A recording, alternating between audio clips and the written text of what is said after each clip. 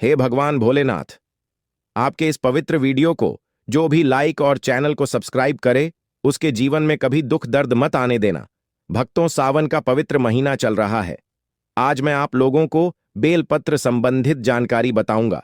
सावन के पवित्र महीने में जो बेलपत्र होता है वो गंगा जल से भी ज्यादा पवित्र हो जाता है। आज के इस वीडियो में हम जानेंगे शिवलिंग पर चढ़ा बेलपत्र खाने के फायदे। वास्तव में जब आप शिवलिंग पर बेलपत्र चढ़ाते हैं तो वो बेलपत्र कोई साधारण बेलपत्र नहीं रह जाता, वो साक्षात भगवान शंकर जी का प्रसाद बन जाता है। देखिए, साक्षात सावन का महीना चल रहा है, तो यह वीडियो अपने फायदे के लिए ध्यान से एक बार सच्चे दिल से जरूर सुनिएगा। हमारे धर्मशास्त्रों में कहा जाता है, बेलपत्र 6 महीने तक बासी नहीं माना जाता। इसका एक बार प्रयोग करने के बाद, अर्थात इसे एक बार शिवलिंग पर चढ़ाने के बाद सुखाकर के पुनः चढ़ाया जा सकता है। 6 महीने तक कई जगह शिवालय में बेलपत्र उपलब्ध न होने पर इसका चूर्ण, कई ऐसे शिवालय हैं जहां पर बेलपत्र नहीं मिल पाता है, तो वहां पर इसके चूर्ण को भगवान शंकर को चढ़ाते हैं। इसके चूर्ण को भी चढ़ाने का फायदा है। बेलपत्र भगवान शंकर जी को चढ़ाने के पीछे एक पौराणिक कथा है। कथा के अनुसार समुद्र मंथन के दौरान कई चीजों के साथ विष भी निकला। ये विष चारों ओर फैलने लगा। पूरी सृष्टि को बचाने के लिए भगवान शिव ने इस विष को अपने कंठ में धारण कर लिया। इसलिए महादेव को उसे दिन से नीलकंठ भी कहा जाता है। विष के प्रभाव से भगवान शिव के शरीर में तप बढ़ने लगा, जिसकी वजह से आसपास का वातावरण जलने लगा। और उसी समय एक वैद्य से सलाह लेने के बाद जब देवी देवताओं ने सलाह ली तो उस वैद्य ने बोला कि आप उन्हें बेलपत्र अर्पित करें और जल से स्नान कराएं। इसके बाद भगवान शिव के शरीर में जो उत्पन्न गर्मी थी वो शांत होने लगी। तभी से भगवान शंकर जी को बेलपत्र चढ़ाने की परंपरा है। शिवलिंग पर बेलपत्र अर्पित करने के बाद हमें जल जरूर चढ़ाना चाहिए। इससे भगवान शिव को शीतलता मिलती है और उनका हमें आशीर्वाद प्राप्त होता है।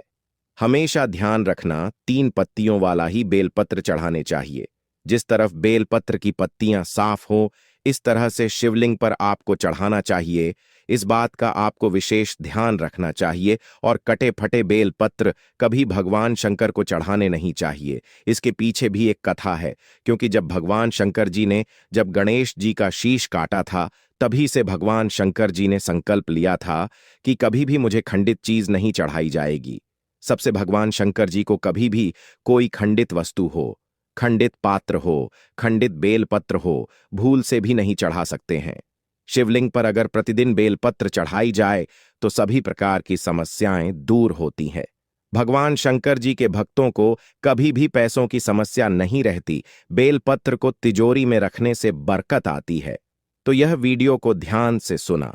वीडियो में मैं आप लोगों को बेलपत्र से जुड़ी हुई संपूर्ण जानकारी बताऊंगा। यह जो वीडियो आज बता रहा हूं, जानकारी बता रहा हूं, यह जानकारी आप लाखों रुपए खर्च करेंगे, फिर भी आपको कोई नहीं बताएगा। अधूरा ज्ञान हमेशा खतरनाक साबित होता है। इसलिए सच्चे दिल से भगवान शिव की इस वीडियो को पूरा अवश्य देखें। मैं जो भी बेलपत्र खाने के फायदे बताऊंगा, ये आपको कोई भी यूट्यूब में नहीं बताएगा। आइए जानते हैं बेलपत्र संबंधित कुछ ऐसी विशेष जानकारी। दोस्तों, आगे बढ़ाने से पहले सच्चे दिल से कमेंट बॉक्स में भगवान शिव के समर्पित अपना प्यार अवश्य दिखाएं। आप कितना प्यार करते हैं कमेंट बॉक्स में जरूर लिखें। हर हर महादेव, ओम नमः शिवाय। और हमारे चैनल को सब्सक्राइब को जरूर कर लें। एक लाइक तो बनता है। तो जो बेलपत्र है, कुछ समय में नहीं तोड़ना चाहिए। कुछ ऐसी विशेष स्थिति जिसमें बेलपत्र नहीं तोड़ना चाहिए, तो हमारे धर्मशास्त्र कहते हैं बेलपत्र को हमेशा चतुर्थी, अष्टमी, नवमी, दशमी, अमावस्या और पूर्णिमा और जो संक्रांति है, इस तिथि में बेलपत्र को कभी भी नहीं तोड़ना चाहिए। और यह भी कहा जाता है सोमवार के दिन बेलपत्र को कभी भी नहीं तोड़ना चाहिए। ऐसे में जब सावन का पहला सोमवार पड़े तो यह बात जरूर गांठ बांध लेने की, सोमवार आने से पहले बेलपत्र घर में जरूर लाकर रखें। इसमें शिवजी का खासकर सोमवार के दिन वास माना जाता है, क्योंकि बेलपत्र के संपूर्ण हिस्से में भगवान शंकर जी का वास माना जाता है। इसके मूल में, अर्थात इसकी जड़ में ब्रह्मा का वास होता है और इसके मध्य भाग में भगवान विष्णु जी का वास माना जाता है।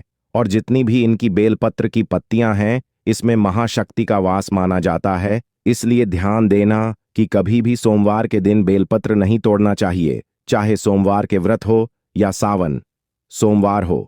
बेलपत्र आप पहले से तोड़कर रख लें दोस्तों। इसके अलावा प्रतिदिन दोपहर के बाद भी बेलपत्र नहीं तोड़ना चाहिए, ऐसा हमारे धर्मशास्त्रों में लिखा है, और अगर आप तोड़ते हैं तो इससे पाप लगता है। बेलपत्र की उत्पत्ति कैसे हुई, आई जानते हैं तो इस कंठ पुराण के अनुसार एक बार माता पार्वती के पसीने की कुछ बूंद मढ़ौरांचल पर्वत पर जा गिरी, जिससे वहां एक पौधा उगा जो बाद में बेलपत्र के नाम से जाना जाने लगा और बेलपत्र के रूप में यह पूजनीय हो गया। तो आइए इस वीडियो में जानते हैं दर्शकों, बेलपत्र खाने के फायदे। बहुत ही सुंदर वीडियो है, बहुत ही उपयोगी जानकारी है। देखिए, आप जब बेलपत्र को भगवान शंकर जी की शिवलिंग पर चढ़ाते हैं तो वो बेलपत्र एक बेलपत्र नहीं रह जाता, बल्कि वो भगवान शंकर जी का प्रसाद बन जाता है, जो कि आपकी बीमारी को दूर करने में, आपकी पीड़ा को, जीवन में चल रही समस्याओं को दूर करने में वह समर्थ बन जाता है और भगवान का प्रसाद बन जाता है। वो आपके लिए अमृत जैसा बन जाता है। तो शिवलिंग पर नित्य आप बेलपत्र चढ़ाते हैं, तो शिवलिंग पर चढ़ा हुआ बेलपत्र खाने से क्या फायदा मिलता है, आइए जानते हैं। तो शिवलिंग पर चढ़ा हुआ बेलपत्र खाने से शरीर के सभी प्रकार के रोग दूर हो जाते हैं। शरीर के जितने भी रोग होते हैं, ये अगर आप बेलपत्र नित्य खाते हैं तो आप रोगों से बचते रहते हैं। वात दोष, पितृदोष, कफ दोष, यह तीनों प्रकार के दोष कहे गए हैं। इन दोषों से संपूर्ण रूप से उत्पन्न रोगों में आप इनका नित्य सेवन करते हैं। केवल बेलपत्र की एक ही पत्ती बस खा लेते हैं सुबह शाम, तो कई प्रकार की बीमारियों से आप बचे रहेंगे। शरीर से पाप मिट जाता है, क्योंकि शिवलिंग पर चढ़ा हुआ होने के कारण यह सिद्ध हो जाता है। तो जो लोग गौ हत्या जैसे पाप से भी परेशान हैं, जिन लोगों से गौ हत्या जैसे पाप हो गया है, भयंकर से भयंकर अनजाने में पाप हो गया हो, और वो चाहते हैं कि वो पाप का प्रायश्चित कर सके, तो नित्य कम से कम ज्यादा नहीं तो 2 माह तक आपको बेलपत्र का सेवन जरूर करना चाहिए। इससे शरीर का पाप मिटता है। इसके बाद भगवान भोलेनाथ का यह प्रसाद हो जाता है। इसीलिए यह तमस गुण को समाप्त करता है। बहुत से लोगों के शरीर में तमस गुण आ जाते हैं, या फिर बहुत से लोग मदिरा वगैरह का सेवन कर रहे होते हैं, या फिर मटन, मांस, चिकन आदि कई प्रकार की जो कहे गए हैं नकारात्मक चीजों का सेवन कर रहे होते हैं, तामसी चीजों का सेवन कर रहे होते हैं, तो ये शरीर अशुद्ध होता है। तो आप अपने अशुद्ध शरीर को पुनः स्वस्थ बनाने के लिए, उन्हें शुद्ध करने के लिए भोलेनाथ का प्रसाद होता है। आप यह खाना शुरू कर दीजिए। नित्य 5 बेलपत्र खाइए, 3 सुबह खाइए, 2 शाम में खाइए। अगर नित्य खाते हैं तो यह आपके शरीर से तमस गुण को समाप्त करता है।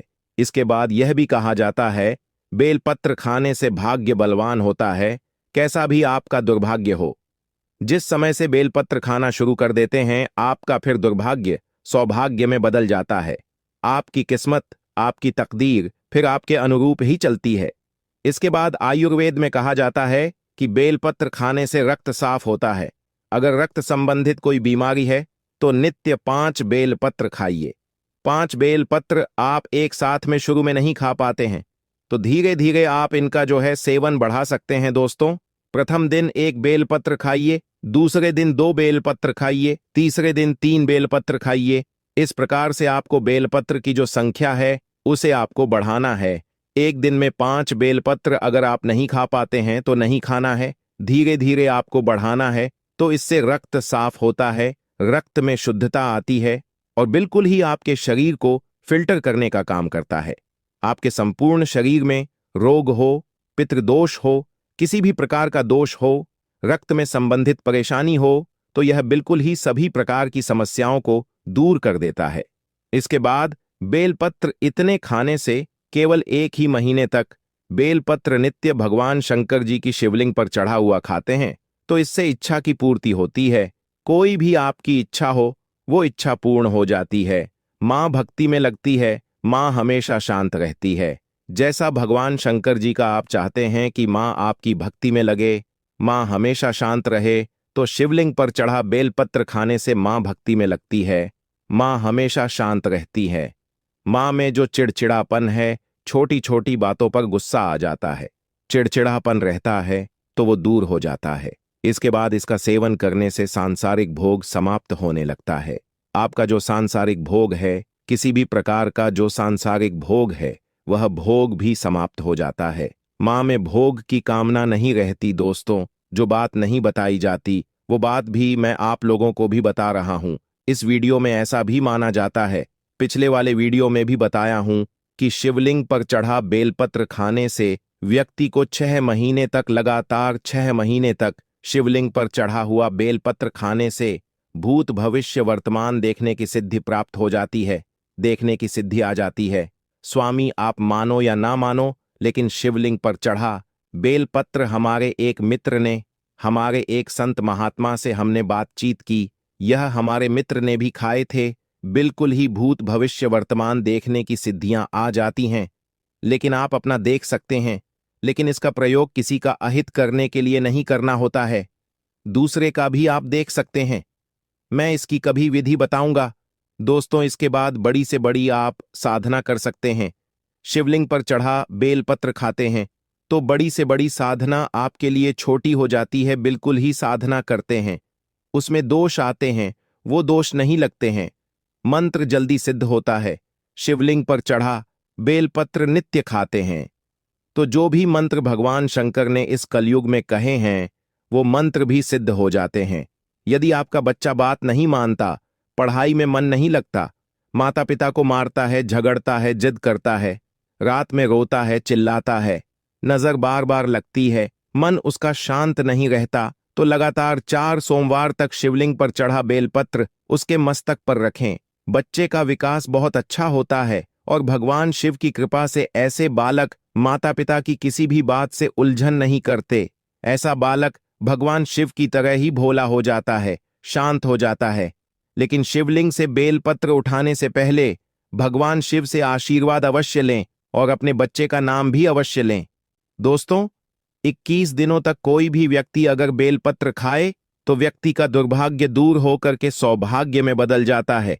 यहां तक कि अगर आपको 9 ग्रह की पीड़ा है, आप में से अधिकतर ऐसे लोग हैं जो कि शनि है, राहु है, केतु है, इस प्रकार के जो नीचे ग्रह कहे गए हैं, उनसे हमेशा पीड़ित रहते हैं, तो आप 9 ग्रह की पीड़ा से परेशान हैं, कोई मार्ग नहीं सूझ रहा है, काफी जगह पैसा खर्च करते हैं, आप उपाय भी कर पाते हैं, फिर भी नवग्रह की पीड़ा शांत नहीं हो रही, तो केवल शिवलिंग पर चढ़ा बेलपत्र नित्य आपको 5 खाना शुरू कर देना है। ज्यादा मत खाइए, आपको ज्यादा दिनों तक नहीं खाना है, केवल आप 1 महीने तक का करके देखिए। आप जिस समय खाएंगे उस समय से आपके 9 ग्रह की पीड़ा दूर होना शुरू हो जाएगी। दोस्तों, इसके बाद ये देवी की पीड़ा को दूर करता है। कोई देवी देवता की कुपित दृष्टि लगी हो, ग्रह लगा हो आपके जीवन में जो कि परेशानी डाल रहा हो। कभी कभी हमारे घर के देवी देवता ही हमारा नुकसान करते हैं, जिसे हम कुल के देवी देवता बोल सकते हैं। तो कोई देवी देवता की पीड़ा आपको सता रही हो, वह पीड़ा दूर होती है, देवी की पीड़ा दूर होती है। देवी की पीड़ा में बहुत सारी समस्याएं आ जाती हैं, जैसे कि स्वर है, कई प्रकार के रोग आ जाते हैं, तो देवी पीड़ा भी दूर होती है, सारे कष्ट भी मिटते हैं। आपके शरीर में किसी भी प्रकार का कष्ट हो, वो कष्ट मिटता है। दोस्तों, अंतिम बताना चाहूंगा, अगर शिवलिंग पर चढ़ा बेलपत्र समर्थ अनुसार खाइए। ऐसा नहीं कि मैं 5 बोल रहा हूं तो 5 ही खाइए, आपसे जितना बनता है आप उतना ही खाना शुरू कर दीजिए। लेकिन आपको नित्य खाना है तो इससे शरीर सिद्ध हो जाता है, आपका जो शरीर है बिल्कुल ही सिद्ध हो जाता है और आपको अनेक प्रकार की सिद्धियों की प्राप्ति होती है। आपके शरीर में पुण्य इतना बढ़ जाता है कि आप जो शब्द बोलते हैं वो शब्द असर करने लगते हैं, शरीर में वाक सिद्धियां आ जाती हैं। तो आपने देखा, शिवलिंग पर चढ़े बेलपत्र खाने के इतने चमत्कारिक फायदे हैं। और यह भी कहा जाता है, हमारे आयुर्वेद में अगर पेट से जुड़ी कोई समस्या है तो अगर शिवलिंग पर चढ़ा बेलपत्र नित्य खाते हैं, रोजाना सेवन करते हैं, तो पेट से जुड़ी गंभीर समस्याएं भी दूर हो जाती हैं। और ये हमारे डाइजेशन सिस्टम को मजबूत बनाता है। साथ ही जैसे कब्ज है, पेट में गैस बनती है, दर्द की समस्या बनी रहती है, तो शिवलिंग पर चढ़ा बेलपत्र खाना शुरू कर दें। धीरे धीरे आपको आराम मिलेगा, लेकिन 100% आराम ही मिलेगा। और आपको इसे 2 से 4 दिनों तक नहीं खाना है, लंबे समय तक, लंबे टाइम तक खाना है। आप खुद देखना, आपके जीवन में जो परेशानी है, बीमारी है, तकलीफ है, वो सारे कष्ट दूर हो जाते हैं। दोस्तों, सावन के महीने में कौन कौन चाहता है भगवान शिव हमारे घर में आ जाएं, तो कमेंट बॉक्स में सच्चे दिल से लिखें, भगवान शिव आपका स्वागत है हमारे घर में। भगवान शिव से अगर आप प्यार करते हैं तो एक लाइक जरूर करेंगे और हमारे चैनल को सब्सक्राइब जरूर करें। भक्तों, महिलाएं अपने मांग में सिंदूर लगाते समय भूल कर भी ना करें 9 गलतियां, वरना आपके पति को झेलनी पड़ेगी मुसीबत और परेशानियां, पूरा घर हो जाएगा कंगाल। भक्तों, पूज्य गुरुजी ने अभी अभी अपनी 2 दिन पहले की कथा में बताया है कि शादीशुदा औरतें सिंदूर लगाते समय भूल कर भी ना करें यह 9 गलतियां, वरना आपका और आपके पति का जीवन अत्यंत कष्टकारी हो सकता है। पति की कामयाबी रुक जाती है और पति कंगाल हो जाता है। पति और पत्नी के रिश्ते में दरार उत्पन्न होने लगती है। दोस्तों, गुरुजी का कहना है कि हिंदू धर्म में सिंदूर लगाने की परंपरा को महिलाएं लंबे समय से निभाती आ रही हैं, पर आज के समय में सिंदूर लगाने के तरीके बदल गए हैं। कई महिलाएं तो मांग में सिर्फ बारीक सी लकीर खींचकर सिंदूर लगा लेती हैं, तो कई महिलाएं मांग में लगाने के बजाय माथे पर हल्का सा लगाती हैं। उनको इस बात का अंदाजा नहीं होता कि ऐसा करना कितना नुकसानदायक हो सकता है। दरअसल महिलाओं के सिंदूर लगाने का तरीका सीधे तौर पर उनके पति के जीवन पर प्रभाव डालता है। इसीलिए जरूरी है कि सिंदूर लगाते समय कुछ बातों का ध्यान जरूर रखें। तो चलिए जान लेते हैं, सिंदूर लगाते समय कौन सी गलतियां नहीं करनी चाहिए जो उनके पति की कंगाली का कारण बनती है। दोस्तों, सुहागिनों की निशानी उसका मांग का सिंदूर और उसके हाथ की चूड़ी है। दोस्तों, एक औरत कितना भी सच संवर जाए, लेकिन इन चीजों के बिना सुंदर नहीं दिख सकती, क्योंकि यह एक महिला के सुहाग की निशानी होती है। अगर महिला इन चीजों के प्रति सजग नहीं रहती है तो उसके पति की जान भी जा सकती है। जी हां दोस्तों, आपने बिल्कुल सही सुना। मांग का सिंदूर, हाथों की चूड़ी, गले का मंगलसूत्र महिला के सजने की वस्तु नहीं है। यह वस्तु उसके पति की लंबी आयु के लिए होती है। लेकिन आज के बदलते आधुनिक युग में महिलाओं ने इन सब चीजों को फैशन की वस्तु बना ली है, लेकिन ऐसा नहीं करना चाहिए। यदि आप लोग भी मांग में सिंदूर लगाते समय कुछ गलतियां करती हैं तो यह आपके पति के लिए अच्छा नहीं है और यह धन हानि का कारण भी बन सकता है। हमारे हिंदू धर्म में 16 श्रृंगार का बहुत ज्यादा महत्व बताया गया है।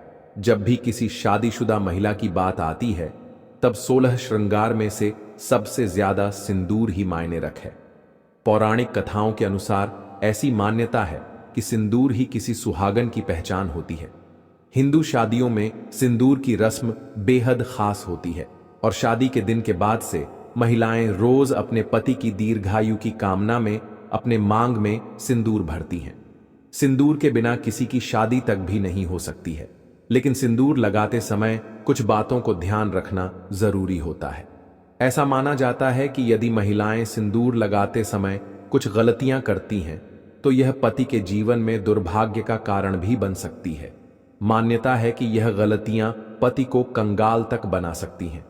सिंदूर, जिसे कुमकुम के नाम से भी जाना जाता है, इसे मुख्य रूप से विवाह का प्रतीक माना जाता है। ऐसा माना जाता है कि हिंदू शादी की रस्म तभी पूरी होती है जब वर मंडप में वधू की मांग में सिंदूर लगाता है। सिंदूर को विवाह का प्रतीक माना जाता है। विवाहित महिलाएं अपने माथे के बीच से सिर के मध्य तक बालों के बीच में सिंदूर लगाती हैं। दरअसल यह प्रथा सदियों से चली आ रही है और मांग में सिंदूर लगाना सुहागिनों के मुख्य श्रृंगार में से एक माना जाता है। आइए अब हम जान लेते हैं कि सिंदूर लगाते समय आपको कौन सी गलतियां करने से बचना चाहिए। लेकिन उससे पहले अगर आप भी चाहते हैं कि लक्ष्मी माता का आशीर्वाद आप पर बना रहे तो इस वीडियो को एक लाइक करें और आपके अपने चैनल द संध्या वॉइस को सब्सक्राइब कर लें और कमेंट बॉक्स में जय लक्ष्मी माता जरूर लिखें। इससे हमें मोटिवेशन मिलता है, जिससे हम आप लोगों के लिए और अच्छे अच्छे वीडियो बना पाते हैं। और साथ ही आप अपनी राशि को कमेंट बॉक्स में जरूर डाल दें, क्योंकि हम राशि से जुड़ा भाग्य भी बताते हैं और भाग में चल रही परेशानियों को तत्काल दूर करने के लिए आसान से आसान उपाय भी बताते हैं। इसलिए आप अपनी राशि कमेंट बॉक्स में जरूर डाल दें। नंबर 1, भक्तों, मंगलवार के दिन सिंदूर नहीं लगाना चाहिए, क्योंकि पौराणिक कथाओं के अनुसार एक बार हनुमान जी ने माता सीता का सिंदूर देखकर इसे अपने पूरे शरीर पर लगा लिया था। तभी से यह परंपरा बनी कि मंगलवार को महिलाएं सिंदूर न लगाएं, क्योंकि इस दिन हनुमान जी को सिंदूर चढ़ाया जाता है और वे बाल ब्रह्मचारी माने जाते हैं। इस दिन सिंदूर लगाने से शुभ फल नहीं मिलते, बल्कि यह अशुभ माना जाता है। इसके अलावा कभी भी अपना इस्तेमाल किया हुआ सिंदूर किसी और महिला को नहीं देना चाहिए। ऐसा करने से पति के जीवन पर बुरा असर पड़ सकता है और दुर्भाग्य आ सकता है। यह न केवल वैवाहिक जीवन के लिए हानिकारक माना जाता है, बल्कि आर्थिक समस्याओं का कारण भी बन सकता है।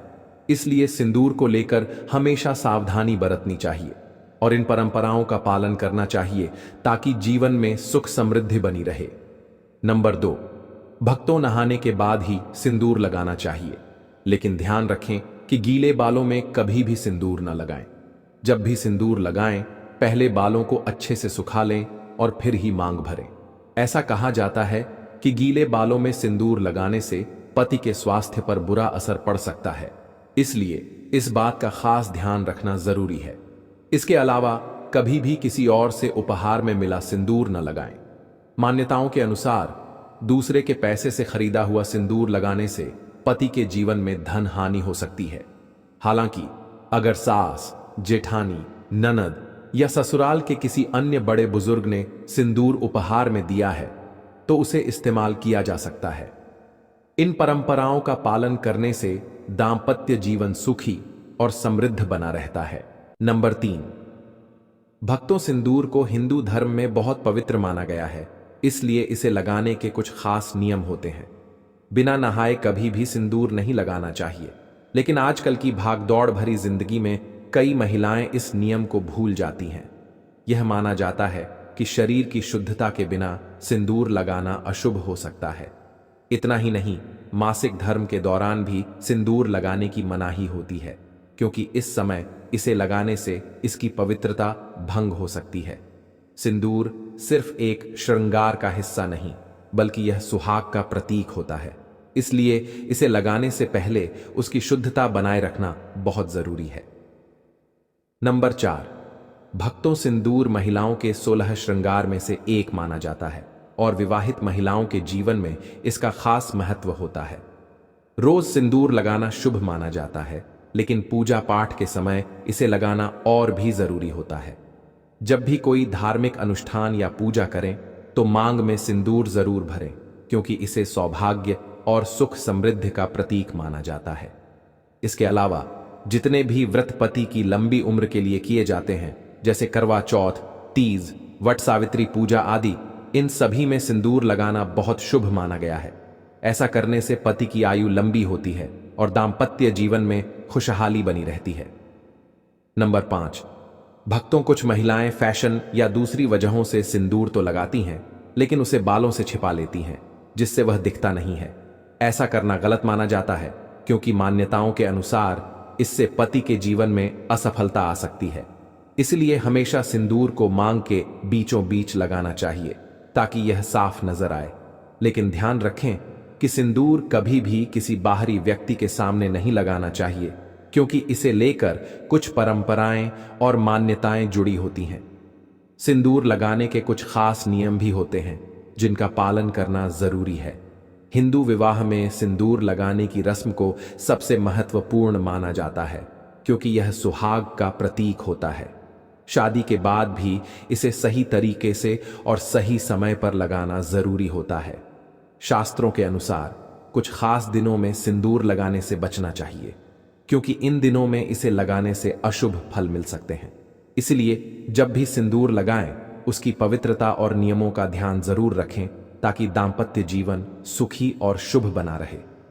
नंबर 6, भक्तों आजकल कई महिलाएं फैशन या ट्रेंड के कारण टेढ़ी मेढ़ी मांग में सिंदूर लगाती हैं, लेकिन ऐसा करना सही नहीं माना जाता।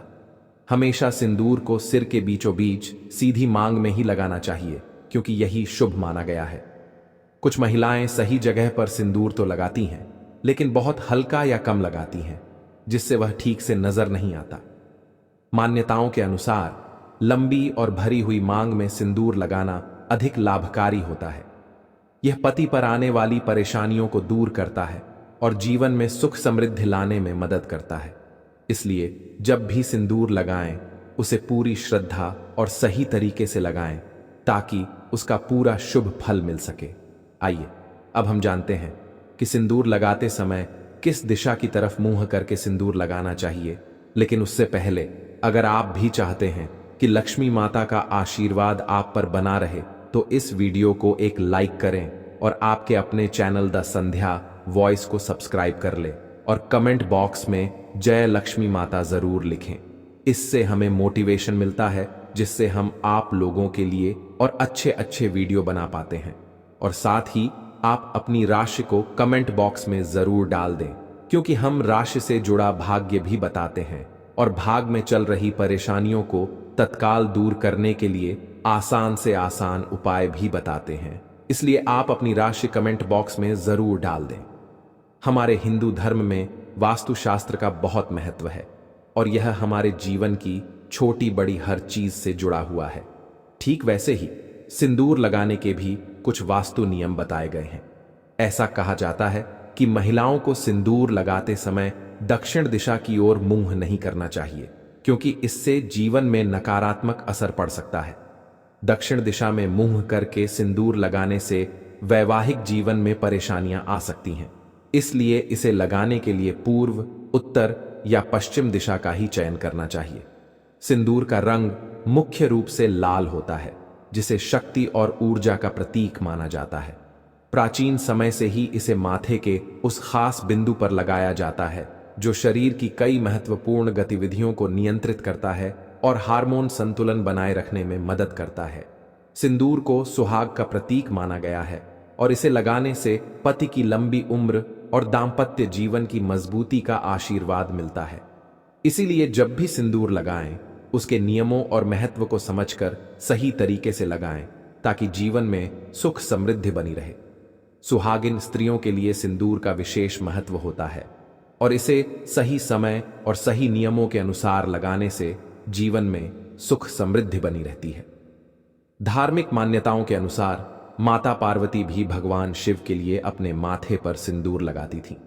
इसलिए उन्हें सिंदूर चढ़ाने की परंपरा है। कहा जाता है कि किसी भी पूजा पाठ या शुभ अवसर पर मांग में सिंदूर अवश्य लगाना चाहिए, क्योंकि यह पति की लंबी उम्र और वैवाहिक जीवन की खुशहाली का प्रतीक माना जाता है। करवा चौथ, वट सावित्री पूजा, हरितालिका तीज और अन्य ऐसे व्रत जो सुहागिन स्त्रियों के लिए विशेष महत्व रखते हैं, इन सभी अवसरों पर सिंदूर लगाना शुभ होता है। इसके अलावा रविवार, सोमवार और शुक्रवार के दिन भी मांग में सिंदूर भरना बहुत लाभकारी माना जाता है। ऐसी मान्यता है कि इन दिनों में माता गौरा को सिंदूर अर्पित करके फिर स्वयं मांग भरने से अखंड सौभाग्य का वरदान प्राप्त होता है। ऐसी मान्यता है कि इन दिनों में माता गौरा को सिंदूर अर्पित करके फिर स्वयं मांग भरने से अखंड सौभाग्य का वरदान प्राप्त होता है। यह न सिर्फ पति की लंबी उम्र और अच्छे स्वास्थ्य के लिए शुभ होता है, बल्कि दाम्पत्य जीवन में प्रेम और सुख समृद्धि को भी बनाए रखता है। हालांकि कुछ विशेष दिनों में सिंदूर लगाने से बचना चाहिए। शास्त्रों के अनुसार पीरियड्स के दौरान महिलाओं को सिंदूर नहीं लगाना चाहिए, क्योंकि इस समय शरीर को अशुद्ध माना जाता है और सिंदूर को अत्यधिक पवित्र माना जाता है। ऐसे में इस दौरान सिंदूर लगाने की मनाही होती है। इसके अलावा मंगलवार के दिन भी सिंदूर नहीं लगाना चाहिए, क्योंकि यह दिन हनुमान जी को समर्पित है और उन्हें बाल ब्रह्मचारी माना जाता है। इस दिन वे भक्तों से सिंदूर चढ़ाने की प्रथा स्वीकार करते हैं। इसलिए महिलाओं को अपनी मांग में सिंदूर लगाने से बचना चाहिए। अगर सुहागिन स्त्रियां इन नियमों का पालन करते हुए सिंदूर लगाती हैं, तो यह उनके जीवन में सकारात्मक ऊर्जा लाता है और उनके वैवाहिक जीवन को खुशहाल बनाए रखता है। धार्मिक मान्यताओं के अनुसार सही तरीके से लगाए गए सिंदूर का प्रभाव बहुत शक्तिशाली होता है, जिससे जीवन में सुख, समृद्धि और सौभाग्य हमेशा बना रहता है। दोस्तों, यह तमाम जानकारी जन रुचि को ध्यान में रखकर दी जा रही है। ज्योतिष और धर्म के उपाय को अपनी आस्था और विश्वास पर आजमाएं। हमारी वीडियो का उद्देश्य सिर्फ आपको बेहतर सलाह देना है। इस संदर्भ में हम किसी भी प्रकार का कोई दावा नहीं करते हैं। तो दोस्तों, आज की हमारी वीडियो आपको कैसी लगी हमें कमेंट करके बताएं। अगर आपको हमारी वीडियो अच्छी लगी तो कमेंट बॉक्स में जय मां लक्ष्मी जरूर लिखें।